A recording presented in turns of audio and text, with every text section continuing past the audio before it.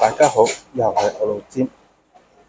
我諗大家換電話，除咗新機嘅功能吸引之外呢，或者想升級之外呢，其實有冇諗過係部機係壞咗啲零件而冇得整呢？歐盟推出新嘅手機法規，需要廠商10年內要有原廠嘅零件提供維修服務。唔知大家對可以有10年嘅維修時期點樣去睇法？有啲咩睇法呢？歡迎大家下面來分享下嘅。